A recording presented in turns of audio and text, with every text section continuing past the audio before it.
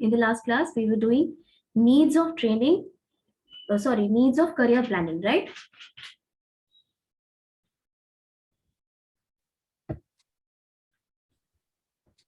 Ma'am थोड़ा सा पिछले क्लास का एक बार रिपीट कर दिया था, क्लास नहीं किए थे। राजेश, अब ऐसे करोगे तो कैसे होगा? क्लास नहीं किए थे तो भी एक बच्चे के ये होता है कि इसी आई मेक यू रिवाइज। हाँ बोलो। आई मेक शॉर्ट सारा वीडियो यूट्यूब पे पड़ा हुआ है, तुम वहां से एक बार देख लो। Who was saying? Divya yes ma'am. क्या बोल रही हो? फिर से बोलो। राजेश ने बोला ना रिपीट करने के लिए, तो हम वही बोले कि सारा वीडियो यूट्यूब पे पड़ा हुआ है कॉलेज के चैनल पे, वहां से देख सकते हैं।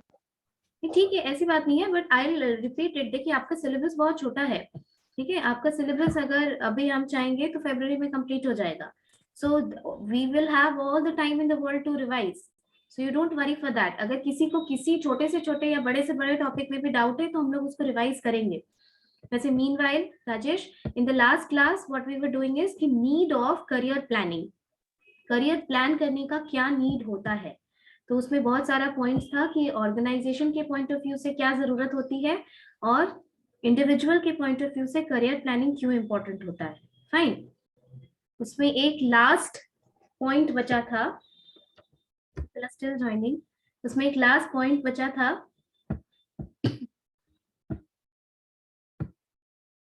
Can you repeat the last point? ये point I have reserved to explain it in a proper way next class. To maintain the age balance while taking employee after career. Okay. Switch on your cameras, please. Make the class interactive.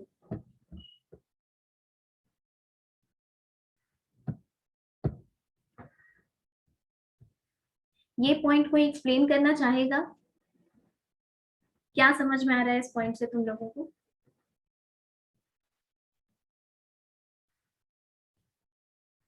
To maintain age balance while taking employees up the career path.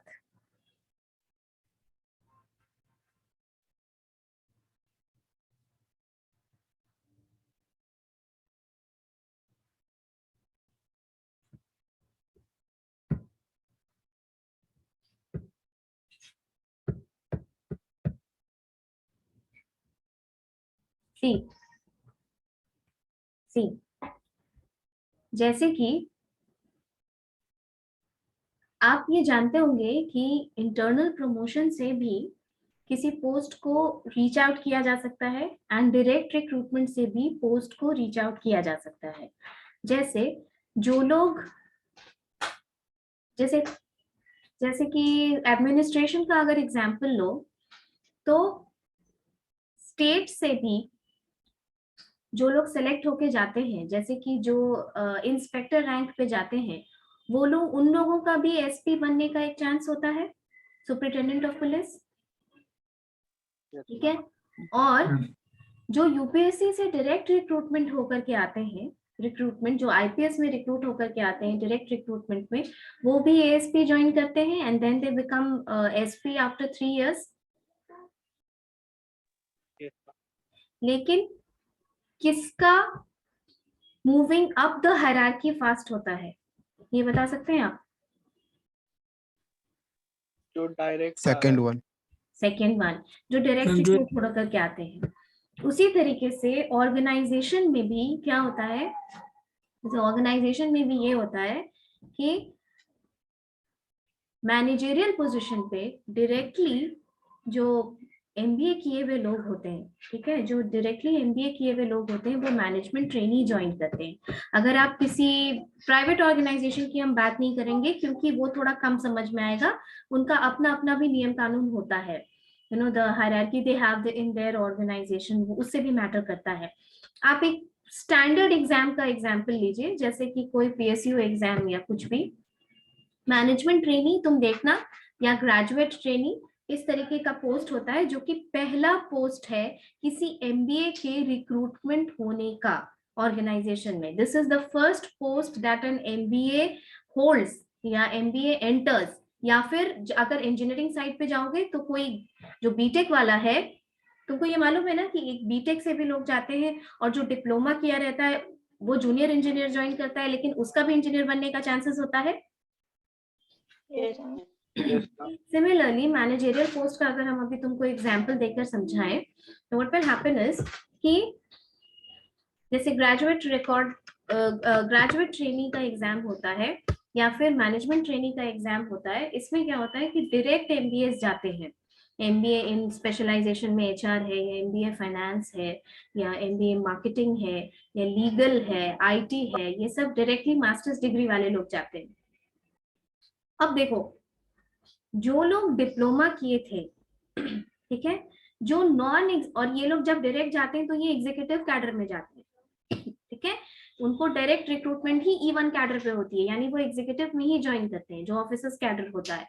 लेकिन there are people जिनकी degree, जिनका stature, जिनका educational qualification MBA शायद नहीं था और वो किसी और पोस्ट पे ऑर्गेनाइजेशन में ज्वाइन किए 3-4 साल पहले. जैसे नॉन एग्जीक्यूटिव पोस्ट में किसी ने ज्वाइन किया, वो प्रमोट होते होते जरूर असिस्टेंट, जैसे तुम लोग अगर एमबीए करके किसी ऑर्गेनाइजेशन में ज्वाइन करोगे तो तुम्हारा जो पहला पोस्टिंग जो तुमको दिया जाएगा डेजिग्नेशन ट्रेनिंग पीरियड में वो होगा मैनेजमेंट ट्रेनी का. And just when you complete 1 year of your training, उसके बाद तुम्हारा जो डेजिग्नेशन चेंज हो जाएगा वो हो जाएगा असिस्टेंट मैनेजर, यानी तुम डायरेक्ट मैनेजरियल पोजीशन पे जाओ. अंडरस्टूड? बट जो तुम्हारे नीचे जो डिप्लोमा करके आई, जिनकी डिग्री तुम्हारे बराबर नहीं है क्वालिफिकेशन, वो भी 5 साल 6 साल टाइम स्पेंड कर चुके हैं ऑर्गेनाइजेशन में. Now they are eligible for promotion to assistant manager.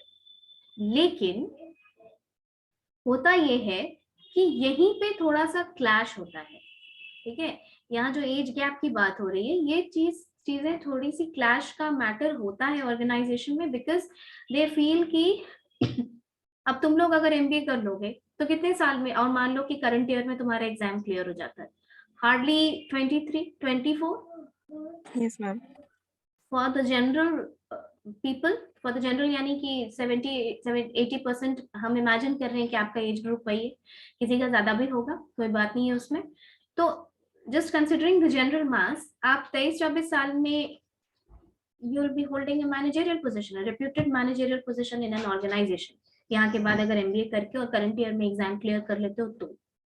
लेकिन तुम्हारे नीचे हो सकता है 25 साल में कोई बंदा ज्वाइन किया हो नॉन एग्जीक्यूटिव कैडर में, 5 साल वो काम कर चुका हो और वो 30-32 साल का हो, और तब वो प्रमोट होकर के असिस्टेंट मैनेजर बने जब तुम भी असिस्टेंट मैनेजर हो. समझ आई बात? ऐसे केसेस में क्या क्या कंडीशंस निकल के आएंगी आप बता सकते हैं? Just this is all about human behaviour, इसमें दिमाग नहीं लगाना है. आप क्या फील करेंगे उसमें, या वो बंदा क्या फील करेगा?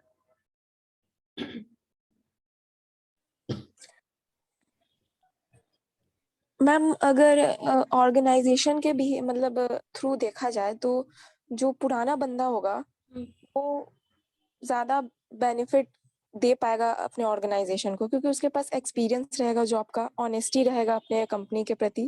ठीक है, ठीक है, ये एक फैक्टर है. और बाकी लोग, this was one factor by Divya. Other point? Ma'am Muskan, sorry. अच्छा ठीक है, sorry Muskan. You people don't switch on the camera. Who's saying what? I have to look into the mic to understand कि कौन बोल रहा है. चलो कोई बात नहीं, ठीक है. And others?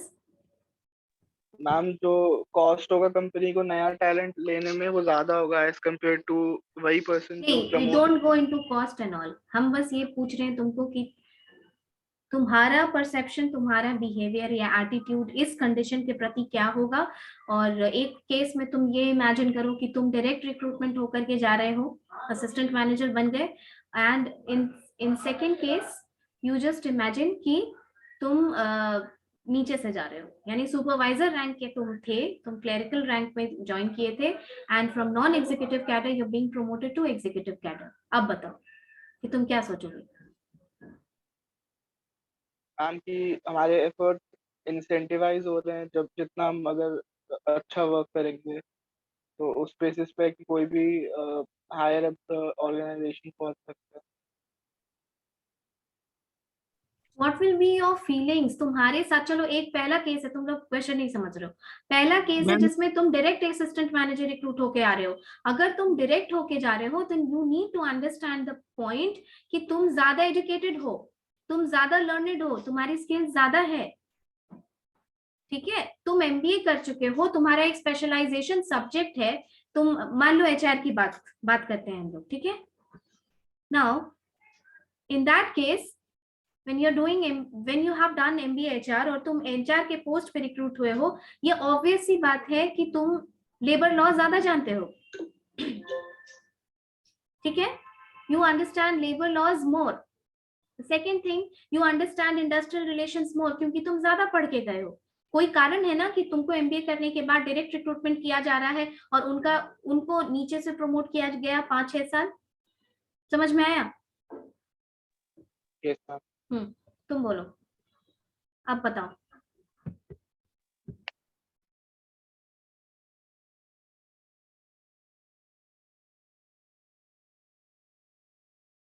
चलो, nobody is answering, I'll give you hint.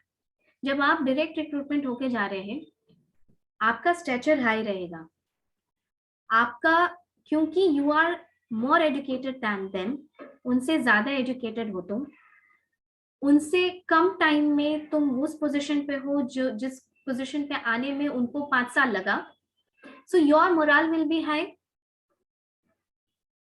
Right? Yes Your Yes, morale yes. will be high. You will be looking forward to more opportunities and faster opportunities for career growth. Will you not? Yes.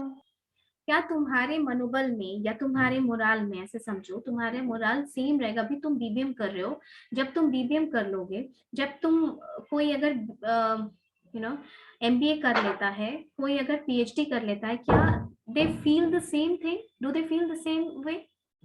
No, No, ma'am. you're more confident, you're looking forward to faster opportunities growth, ठीक है। यही होता है, this is where the age gap comes into being, कि वो जो लोग हैं जिनको कि जो लोग आपके बराबर आए हैं लेकिन 10 साल काम करके आए हैं और आप डायरेक्ट उस पोस्ट पे रिक्रूट हुए हैं, वैसे जगह पे एज गैप का ऑर्गेनाइजेशन के करियर प्लानिंग में इस बात को थोड़ा इंपॉर्टेंस दिया गया है कि एज गैप का ख्याल रखा जाए, कि ऐसा नहीं कि एज गैप का ख्याल रखते हुए भी इस बात का ख्याल रखा जाए कि the person who is more learned, more educated, more skills should be given faster opportunities for growth in the organisation.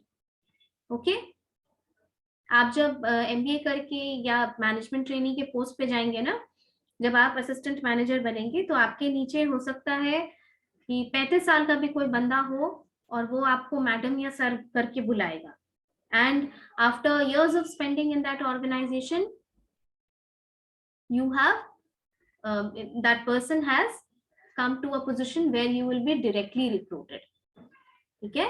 तो करियर प्लानिंग यानी करियर पाथ जो ले डाउन किया जाएगा ऑर्गेनाइजेशन का, वो उन चीजों को भी कंसिडर करके ही किया जाता है। Okay, understood? Yes ma'am. चलो next heading 2, process of career planning. ये क्वेश्चन पूछा जाता है, ध्यान से सुनना।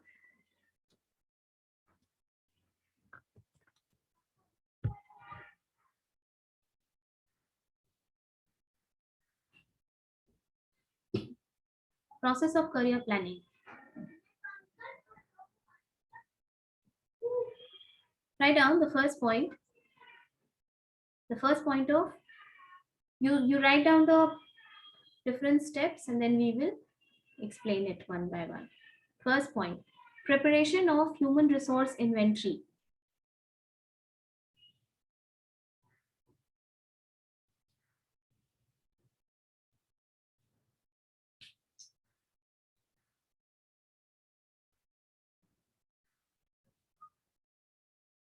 preparation of human resource inventory. Second, identifying individual career needs.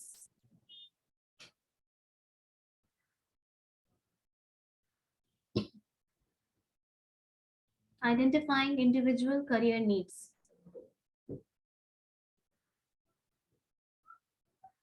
Third, analyzing career opportunities.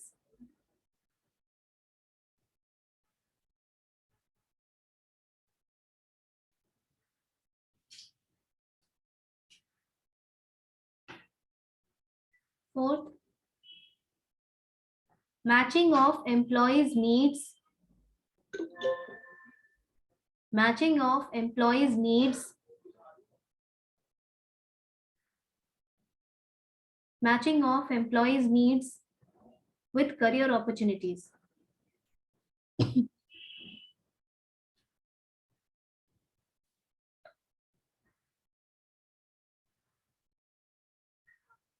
Matching of employees' needs with career opportunities. Next, formulation and implementation of training and development program.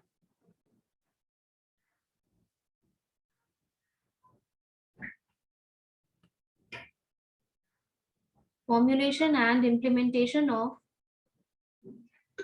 training and development program.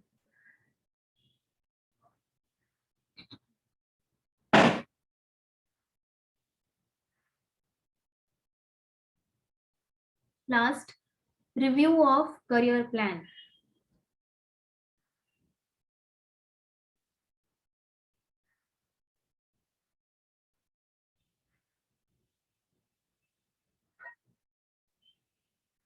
ठीक है?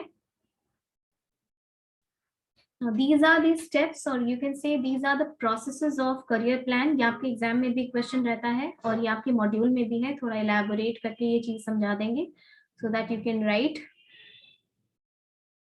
properly. The steps in career planning. Career planning individual के perspective से है. Individual के perspective से देखना जरूरी है कि नहीं? क्यों जरूरी है? चलो अब तुम बताओ, ये क्वेश्चन पूछिए तो तुम बताओ. Why? मैम क्योंकि कंपनी ज्वाइन करने से पहले अपने करियर के बारे में सोचेंगे तभी तो जानेंगे कि कौन सा कंपनी चाहिए, कौन सा फील्ड में जाना है.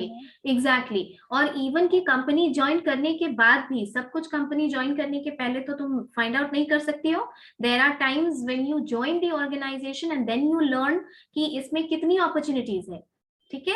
This happens with even the big companies. बहुत लोग बड़ी बड़ी कंपनीज में काम करने के बावजूद उन कंपनीज को इसलिए छोड़ते हैं क्योंकि उनका जो इंडिविजुअल नीड्स है, जो इंडिविजुअल करियर ग्रोथ का जो प्रोस्पेक्ट्स है, वो फुलफिल नहीं हो रहा है. Then they come to a smaller company.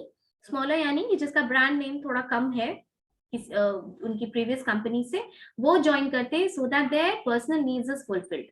Okay Muskan? Yes ma'am. Okay, so first you want to write down or first you want to see? You write down, okay, ताकि इस class के बाद तुम एक बार अगर रीडिंग डाल लोगे तो तुमको समझ में आ जाएगा कि क्या किए इस क्लास में. Write down the first point, preparation of human resource inventory. Inventory का मतलब क्या होता है पहले ये बताओ. Stock. So when we say good, now when we say human resource inventory, what do you mean by this?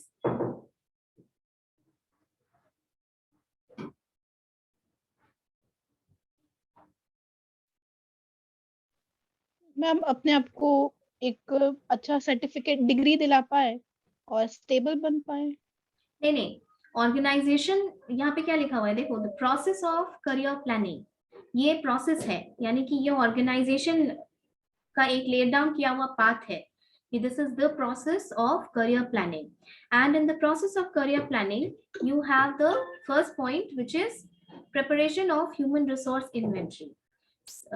Muskan said कि inventory का मतलब स्टॉक होता है, which is correct, स्टॉक होता है. लेकिन अब हम ह्यूमन रिसोर्स इन्वेंट्री की बात करें, इस रेफरेंस में बताओ कि इन्वेंट्री का क्या मतलब होगा. मतलब एम्प्लॉय. हाँ, जैसे हम तुमको एक एग्जांपल देते हैं. I'll just give you a hint and then you can frame your answer accordingly. जैसे कॉलेज का एनुअल फंक्शन है, okay, the college is going to organize an annual function. So teachers को बोला गया कि there are some areas, some events, इसमें best students को आपको select करना है. Fine.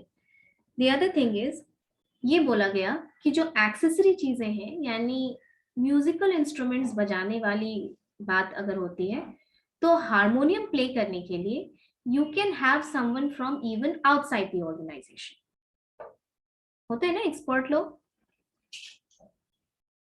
ठीक है. जैसे लास्ट प्रोग्राम में तबला प्ले करने के लिए बाहर से आए थे लोग, रिमेम्बर, ठीक. हारमोनियम प्ले करने के लिए बाहर से लोग आ सकते हैं, आप बाहर से बुला सकते हैं. तबला प्ले करने के लिए बाहर से लोगों को बुला सकते हैं. गिटार प्ले करने के लिए you can call people from outside. Teachers को ये काम अलॉट किया गया कि आप अपने अपने क्लासेस से बेस्ट स्टूडेंट्स लीजिए, इतने सारे इवेंट्स का एक पेपर में जॉट डाउन करके we have been given.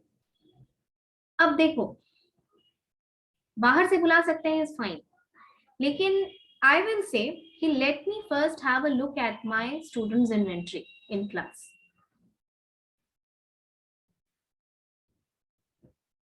Fine that I will call someone from outside, that is okay, I can call someone, लेकिन events में अच्छा perform करने के लिए let me go to the class and let me just have a look at what the student inventory is there.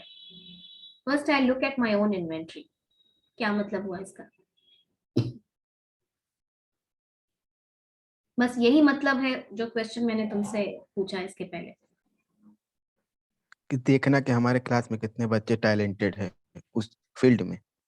उस field में यानी कि जितने स्किल्स लिखे गए हैं, जितने की रिक्वायरमेंट है, वो है कि नहीं. गिटार हम बाहर से प्ले कर देंगे, दैट इज फाइन, लेकिन द थिंग इज कि क्या गिटार प्ले करने वाला कोई स्टूडेंट यहाँ भी है, ऑलरेडी मेरे क्लास में है. समझ आ रही बात? ठीक है, I can hire somebody playing harmonium from outside the organization, but is there somebody who can play harmonium from inside the organization, from inside the class? ऐसा हो सकता है ना.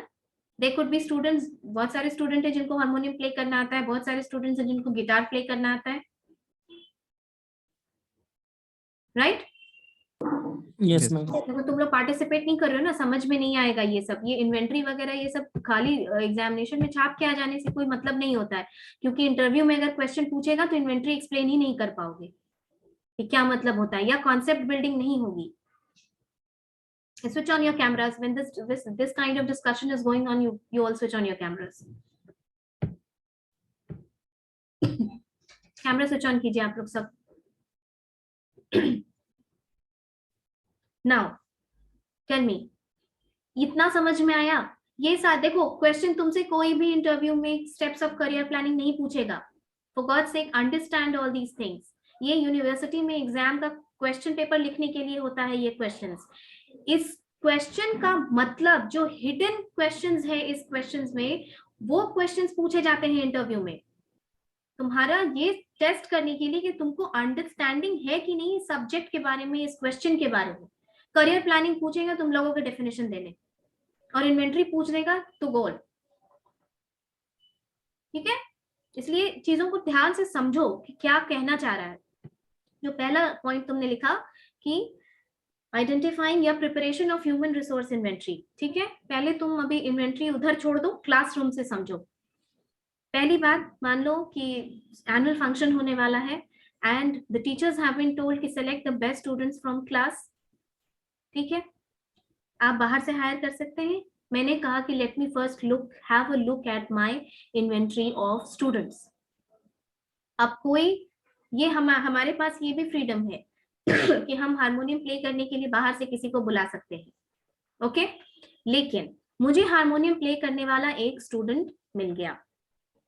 से for example Jyoti is the one whom I found out कि ये लड़की harmonium play करती है. Ved is one boy who can play guitar. Now, क्या ये ही फाइंड आउट कर लेना इनफ है? ये भी तो देखना होगा कि वेद और Jyoti up to the mark play कर सकते हैं कि नहीं, ठीक है। Yes. ये देखना Yes, होगा ma'am. कि एनुअल फंक्शन के हिसाब से, एनुअल फंक्शन के लेवल से क्या वेद इतना गिटार प्ले कर सकता है कि हम लोग उसको स्टेज पे प्रोजेक्ट कर सकते हैं। Can Jyoti play harmonium for all the songs. दूसरी बात, अगर कर सकते हैं तो why will I spend extra money to hire somebody from outside the organization?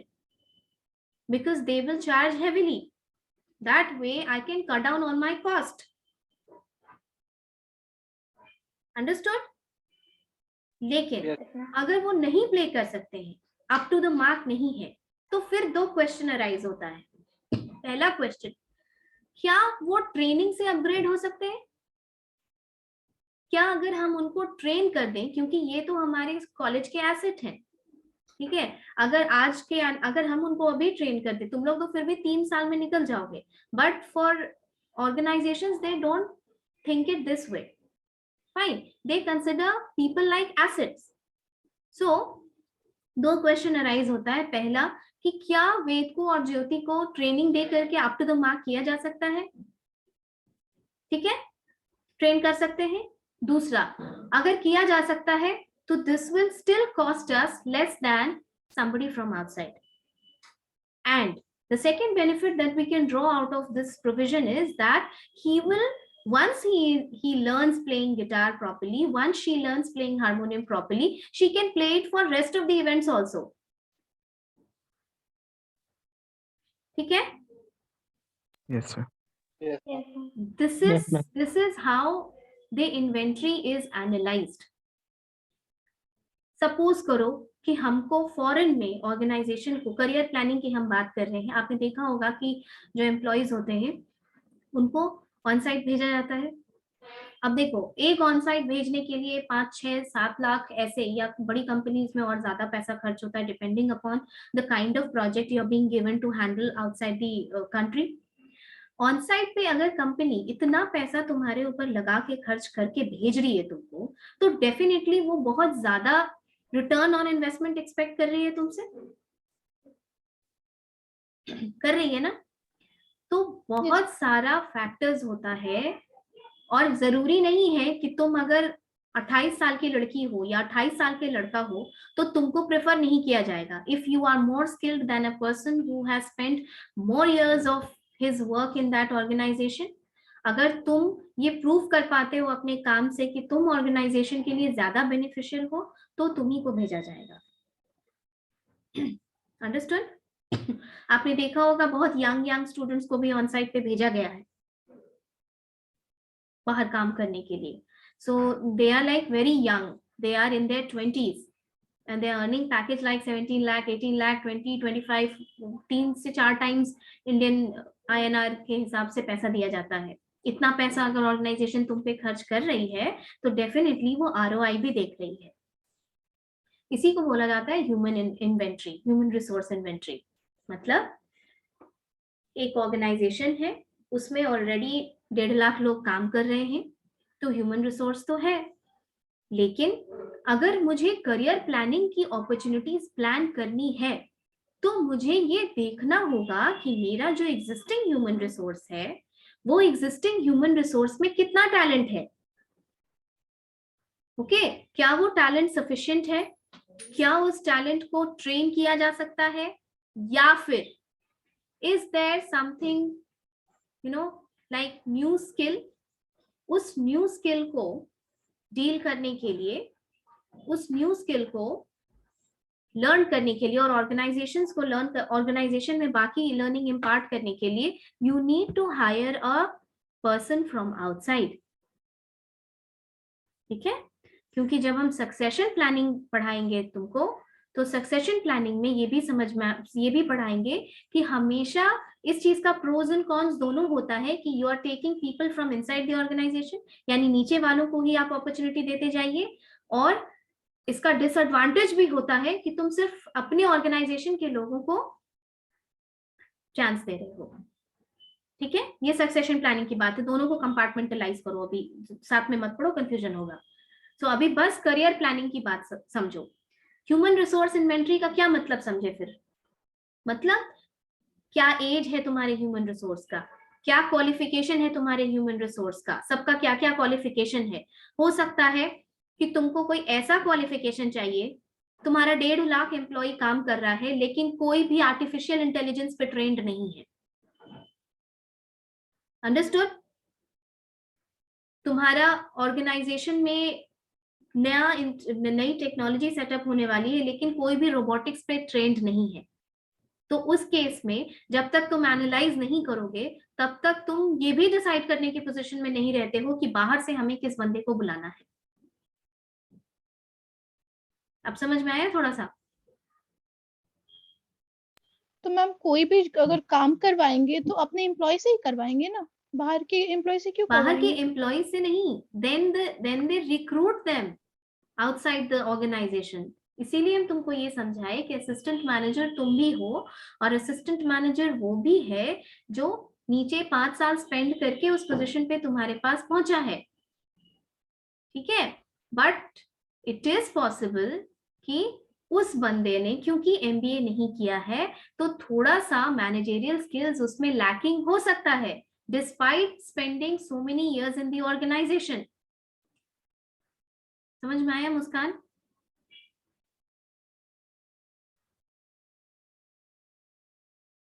मुस्कान?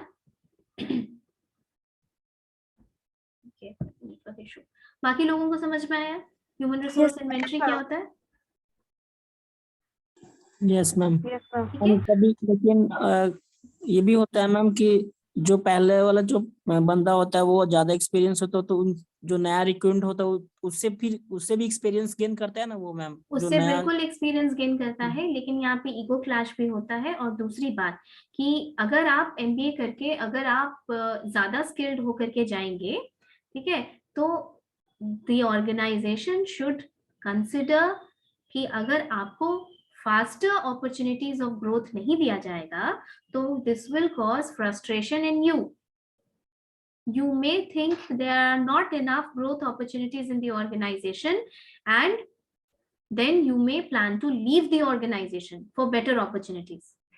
तुम ऐसे ही समझो, IIM के स्टूडेंट्स जब निकलते हैं, क्योंकि they are very very skilled, okay, they are very very skilled, जब वो रिक्रूट होके जाते हैं तो उनको कॉर्पोरेट हेडक्वार्टर्स पे बैठा दिया जाता है, right, for most of them. ये समझ रहे हो? और बाकी के एमबीए कॉलेजेस के 5 साल 6 साल लोग भी उसके नीचे ही काम करते हैं कि नहीं? Yes ma'am. तभी तो उनको 50 लाख 60 लाख 1 करोड़ का पैकेज दिया जाता है। ये समझ में आ रही है बात? अब अगर उस आईएम के बंदे को अपॉर्चुनिटी ग्रोथ का नहीं दिखे ऑर्गेनाइजेशन में, तो क्या वो ऑर्गेनाइजेशन छोड़ने के बारे में नहीं सोचेगा? ऑब्वियसली सोचेगा मैम। सोचेगा, क्योंकि he is more confident, he is more skilled. उसको फ्रस्ट्रेशन होगा अगर उसको स्टैग्नेशन दिखेगा उस ऑर्गेनाइजेशन में, and since he is skilled so his chances of leaving the organisation is more, क्योंकि वो कम इनसिक्योर होगा, क्योंकि वो ज्यादा एक्सपीरियंस्ड है, ज्यादा लर्नड है।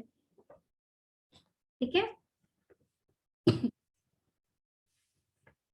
देखिए अगर आप लोगों को बहुत कॉन्सेप्ट क्लियर नहीं है, थोड़ा सा ये प्रोसेस हो जाने दीजिए, इसके बाद भी अगर नहीं समझ में आता है तो I will take another class on career planning. You don't worry, I will make the concept clear by the end of this chapter. ठीक है, okay ma'am. Write down. Preparation of human resource inventory.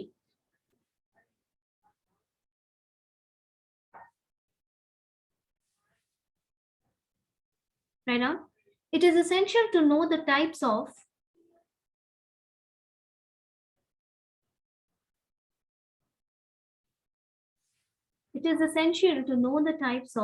existing employees,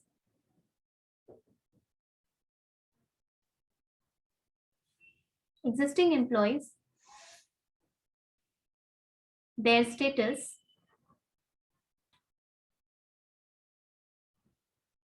duties, and qualifications, age, aptitude,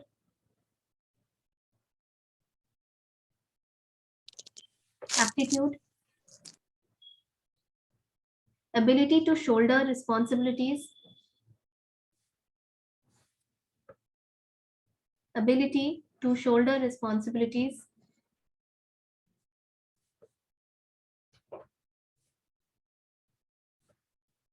and their acceptability to the colleague.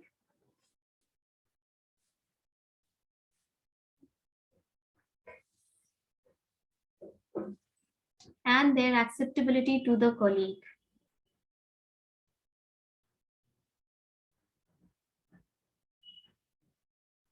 This information is important. This information is important to know the surplus and shortage.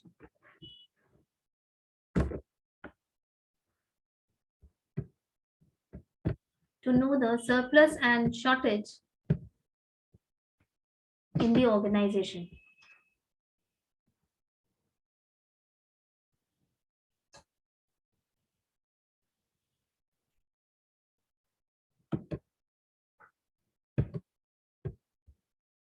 If there is shortage,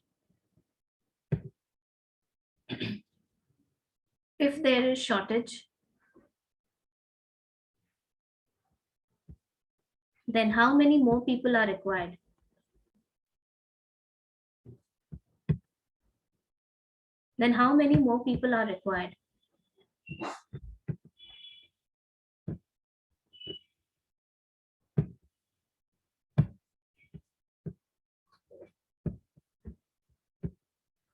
Okay? इसको थोड़ा सा पढ़ो और बताओ कि कुछ ऐसा है जो नहीं समझ में आ रहा है. Please read it. यही था इन्वेंट्री अभी जो I was explaining to you.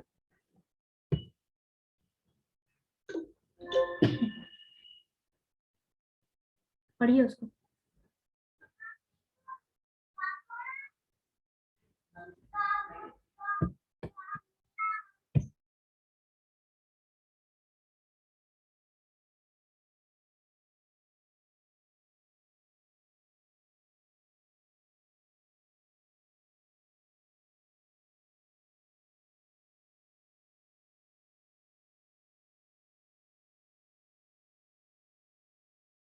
बोलिए.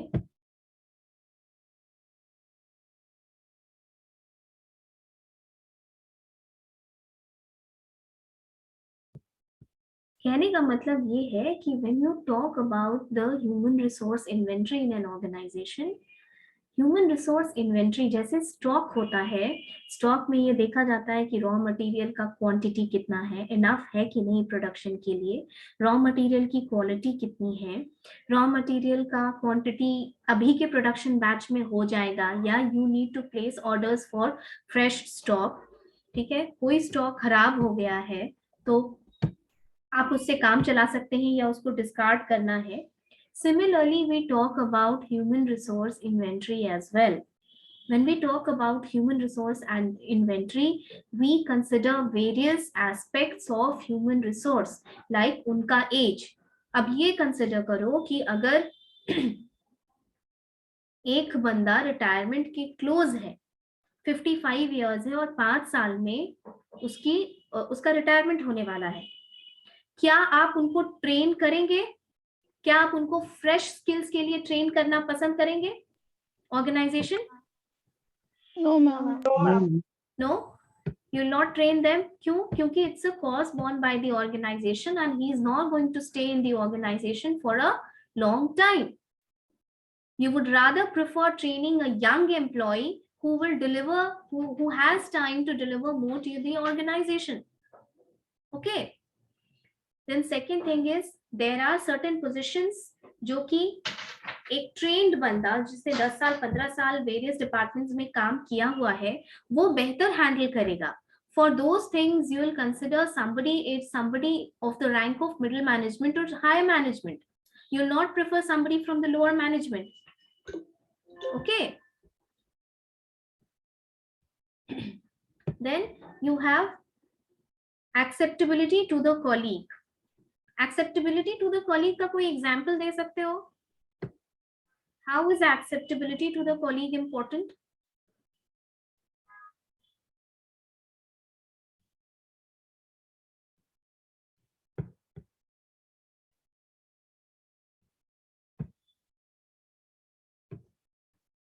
How is acceptability important? Important factor. Human resource inventory को जज करते वक्त acceptability factor को क्यों कंसिडर किया जा रहा है?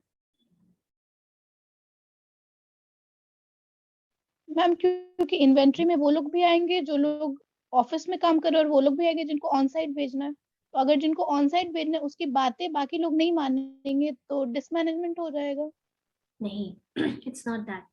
कभी ये सुना है कि आपने कोई देखो, जैसे जैसे तुम ऑर्गेनाइजेशन में ऊपर जाते जाओगे, the politics thing increases, specially when you talk about these big positions like CEO, vice president, president, आपका जनरल मैनेजर। ऐसे पोस्ट पे जब आप लोगों को रिक्रूट करते हैं, आपने ये सुना है कि नहीं कि बोर्ड ऑफ डायरेक्टर्स में कुछ ऐसा डिसाइड हुआ which was not much to the liking of other people and they resigned. Yes ma'am. इतना स्ट्रॉन्ग डिसएग्रीमेंट हुआ कि बाकी एक दो इंपॉर्टेंट लोग ने रिजाइन कर दिया, या फिर किसी एक पोस्ट के लिए there are 2-3 candidates, or if you recruit, if the organization recruits one candidate जिसको कि बहुत पसंद नहीं किया जाता है, जिसके कि people are not in agreement with recruiting that person, अगर ऑर्गेनाइजेशन उसको रिक्रूट कर देती है तो उसका रिपरकशन नीचे भी देखने को मिलता है। the other people may resign, या the other people may refuse to work. ऐसा होता है। Yes ma'am. यस मैम, डिसहार्मोनी हो जाता है। डिसहार्मनी होती है। एक और एग्जांपल देते हैं तुमको। देखो, जो मैनेजरियल पोजीशन होता है ऑर्गेनाइजेशन में, ये जनरली तुमको जो इलेक्ट्रॉनिक्स बेस्ड कंपनी है हम उसका एग्जांपल देते हैं कि ये कभी कभी क्या रिक्रूटमेंट देती है कि मैनेजरियल पोजीशन से जब उन्होंने जूनियर एग्जीक्यूटिव इंजीनियर्स को लिया तो पहला पोस्ट उन्होंने जूनियर एग्जीक्यूटिव इंजीनियर्स को लिया, दूसरा पोस्ट 3 साल के बाद वो प्रमोट हुए असिस्टेंट मैनेजर, फिर 3 साल के बाद प्रमोट हुए मैनेजर, फिर 3 साल या 4 साल, या subject to the number of posts, क्योंकि आप जैसे ऊपर जाते जाते नंबर ऑफ पोस्ट्स घटता चला जाता है, वो मैनेजर पोस्ट पर रिक्रूट हुए, यानी कि उनको मैनेजर बनने में ऑर्गेनाइजेशन से प्रमोट होते होते 10 साल लग गया। नाउ अब एक उसी ऑर्गेनाइजेशन ने ये निकाला रिक्रूटमेंट कि जो बाकी प्राइवेट वगैरह भी ऑर्गेनाइजेशन में काम कर चुके हैं 5 साल का, जिनको वर्क एक्सपीरियंस है, और जो मास्टर डिग्री होल्डर है, वो डायरेक्ट इंटरव्यू के लिए आ सकते हैं। Those people can come for direct interview in the organization. अब समझो कि कोई दिल्ली के अगर प्राइवेट ऑर्गेनाइजेशन में काम कर रहा है, okay, and then that person has work for 5 years in that organization और रिक्वायर्ड डिग्री है, उसका बिना रिटन एग्जाम लिए हुए अगर based on his skills interview लेके, जिसमें कि बहुत सारी पैरवी भी होती है, बहुत सारा सेटिंग भी होता है, अगर उनको ऑर्गेनाइजेशन में मैनेजरियल लेवल पे रिक्रूट कर लिया गया तो वो किसके साथ आ जाएंगे? ऑर्गेनाइजेशन के इंटरनल एम्प्लॉइज के साथ, जिनको 10 साल लगा उस ऑर्गेनाइजेशन में मैनेजर पोस्ट पे पहुंचने में।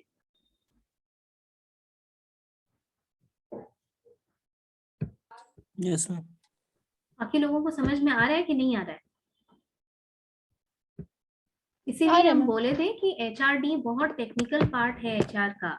यू कैन नॉट सिंपली, देखो पास तो कर ही जाओगे, क्वेश्चन जो आता है डायरेक्ट आता है, आंसर लिख लीजिए, याद कर लीजिए, पास कर जाइएगा। But if you want to have a concept building for this chapter then it will take some piece of your mind, क्योंकि एचआरडी बहुत न्यू कॉन्सेप्ट है और बहुत ज्यादा इंपॉर्टेंट कॉन्सेप्ट है। या आपके इंटरव्यूज में, आप कहीं पे भी इंटरव्यू देने जाएंगे, एचआरडी से क्वेश्चन रहेगा ही रहेगा, और डायरेक्ट क्वेश्चन नहीं होता, ये आपकी अंडरस्टैंडिंग चेक करने वाली बात है। सॉरी। सो दैट वे जो इंटरनली ऑर्गेनाइजेशन से 10 साल प्रमोट होकर के मैनेजर बना और जो डायरेक्ट रिक्रूटमेंट करके ऑर्गेनाइजेशन के अंदर आया, क्या उनका एक्सेप्टेंस जो इंटरनल लोग होंगे बाय देम उतना ही इजी रहेगा जितना कि उसको अपने कॉलीग्स और टीममेट्स का रहेगा? No, ma'am. क्यों नहीं नो मैम, रहेगा? इसमें कॉन्फ्लिक्ट रहेगा इसमें तो। क्यों कॉन्फ्लिक्ट रहेगा? मैम न्यू आया तो रिलेशन बनाने में टाइम लगेगा। It's not about relation Muskan, it's about कि द ईगो क्लैशेस की ये क्या जानता है ऑर्गेनाइजेशन के बारे में जो इसको डायरेक्ट मैनेजर बना दिया गया। Yes ma'am, yes. ठीक है, आप डायरेक्टली मैनेजर किसी ऑर्गेनाइजेशन में क्यों नहीं बनते हैं? क्योंकि आपको किसी ऑर्गेनाइजेशन को जानने, वहां पर काम का क्या बिहेवियर है वो समझने में टाइम लगता है, और क्योंकि ये टाइम लगता है इसीलिए आपको नीचे से प्रमोट हो करके लाया जाता है, so that you learn the environment of working in that place. तो ये कॉन्फ्लिक्ट रहता है कि ये बंदा क्या जानता है या ये क्या कर रहा था। किसी भी रैंडम इसी कंपनी में काम कर लेने से क्या वो इस ऑर्गेनाइजेशन में काम करने के लिए फिट है? इंटरव्यू में सेटिंग करके आया है, we have cleared it properly. Acceptance का मतलब समझ रहे हो यहाँ पे? Can you understand? Yes ma'am. Please try to understand this. ये थोड़ा सा कॉन्सेप्चुअल है HRD।